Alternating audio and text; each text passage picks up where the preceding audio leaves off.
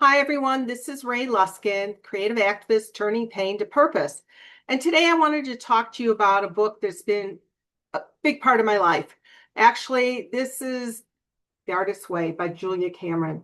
I've had this book for over 30 years, and it has made such a difference in my life. So one of the tools is called morning pages. So you're supposed to write 3 pages every day. And yes, there are some times I write and there are other times I don't. At one point, I had so many journals, I felt like they were going to take over my house. And so then, I backed off a little, but it comes and goes. And I know that I'm happier and healthier and more in touch with who I am and what I want out of life when I am actually doing my morning pages. The other thing is she always talks about at least once a week artist date. Well, for me, an artist date is every day. So many of you know, at least if you're on Facebook, that I am always walking. I'm always looking for beauty and trying to share it.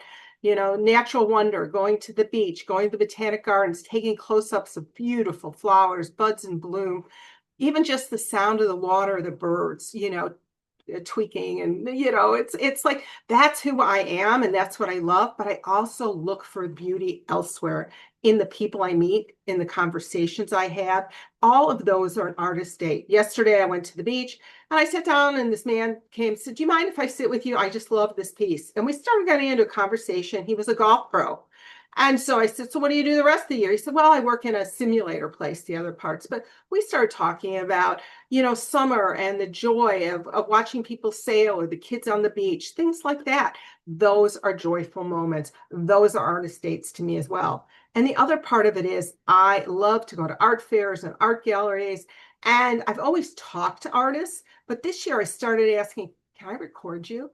And so I get these 1 or 2 minute recordings of what inspires the artist, who they are, what are they doing. And I've learned so much. So I decided I'm going to start sharing these also on Substack because it is a big part of being a creative activist. You have to be aware. You have to notice what is going on around you. Sometimes we walk with blinders, and so we're only seeing the same thing or we see the same problem. We have to look for solutions. And that means sometimes changing our perspective. So one of the exercises I've done often with groups is I ask them to take a walkabout, in their own neighborhood, walk down one side of the street and look for everything that's wrong. Oh my God, there's dandelions here, or there's graffiti on the wall, and then walk back the other way and notice what's beautiful. That same graffiti can be, wow, that's a beautiful expression of somebody's, heart. Or this is, oh, the dandelions coming up through the concrete. Wow. So it's all in your perspective. So again, I'm going to start sharing some of these tools and tips with you, and I hope you enjoy them. Thank you.